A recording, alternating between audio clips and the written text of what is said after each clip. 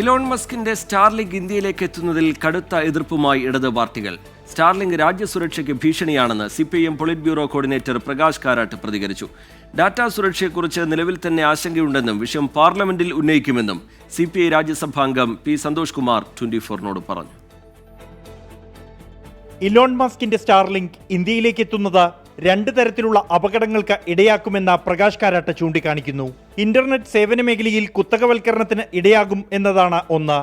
സുപ്രധാന മാപ്പിംഗ് വിവരങ്ങൾ ഉൾപ്പെടെ രാജ്യസുരക്ഷയുമായി ബന്ധപ്പെട്ട നിർണായക വിവരങ്ങൾ സ്റ്റാർലിങ്കിന് ലഭിക്കും എന്നതിനാൽ രാജ്യസുരക്ഷ തന്നെ ഭീഷണിയിലാകുമെന്നും Prakash Karat.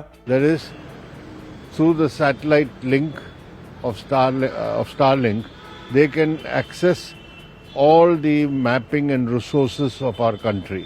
Normally, such satellite links should be given only to the Indian agencies, Indian security and other official agencies.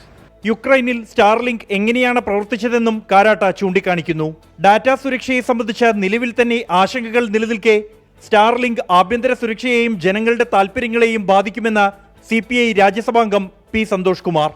രഹസ്യ വിവരങ്ങൾ രഹസ്യം എന്ന് പറഞ്ഞ ഒന്നുണ്ടെങ്കിൽ അതിപ്പോൾ ചോർത്തുക എന്ന് പറയുന്നത് അനായാസമായൊരു പ്രക്രിയയായിട്ട് മാറുന്ന ഒരു സാഹചര്യത്തിലാണ്. ഇവരുടെ ഒരു കൺട്രോളിംഗ് സെന്ററും കൂടെ ഇന്ത്യയിലേക്ക് വരുമ്പോൾ വളരെ വലിയ രീതിയിൽ അത് ആഭ്യന്തര സുരക്ഷയും രാജ്യത്തിന്റെ ജനങ്ങളുടെ താല്പര്യങ്ങളെയും ബാധിക്കും. മണ്ഡല പുനർനിർണയം, ത്രിഭാഷാ വിഷയം, വ്യാജ തിരിച്ചറിയൽ കാർഡ് എന്നിവയ്ക്കൊപ്പം നാളെ സ്റ്റാർലിങ്ക് വിഷയവും പാർലമെന്റിൽ ശക്തമായി ഉന്നയിക്കാനാണ് ഇടതു പാർട്ടികളുടെ തീരുമാനം. 24 ഡൽഹി.